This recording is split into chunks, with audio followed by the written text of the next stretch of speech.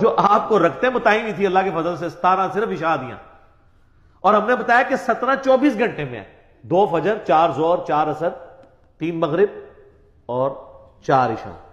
باقی وطر ہو یا سنت موقدہ ہو۔ سنت مؤکدہ چھوڑ کر نبی اکرم صلی اللہ علیہ وآلہ وسلم کی شفاعت سے محروم تو نہیں ہو رہے، نبی پاک صلی اللہ علیہ وآلہ وسلم کے لعنت کے مستحق تو نہیں ہو رہے۔ خیال کرنا،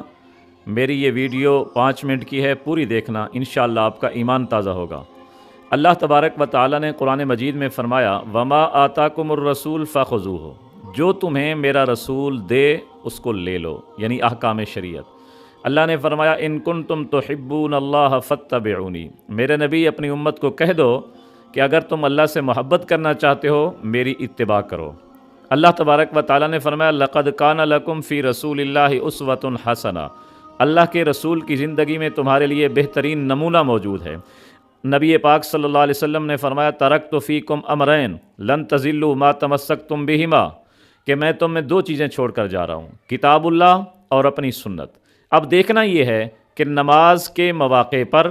فرض نماز سے پہلے اور بعد میں نبی کی سنت کیا ہے، اللہ کے رسول نے ہمیں کیا دیا، آپ کا اسوہ حسنہ کیا ہے، آپ کی اتباع کیا ہے، آپ نے کتنی سنتیں پڑھیں۔ سیدہ عائشہ رضی اللہ تعالی عنہ فرماتی ہیں کہ نبی پاک صلی اللہ علیہ وآلہ وسلم نے فرمایا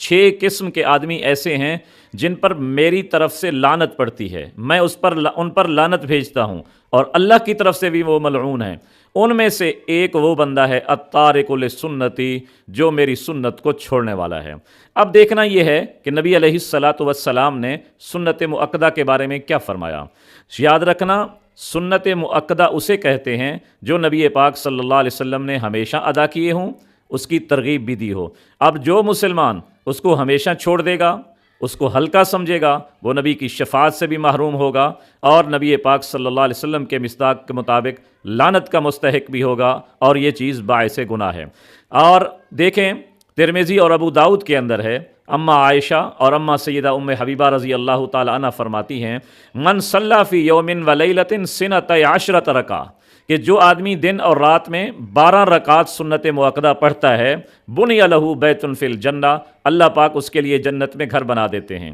4 ظہر سے پہلے، 2 ظہر کے بعد، اور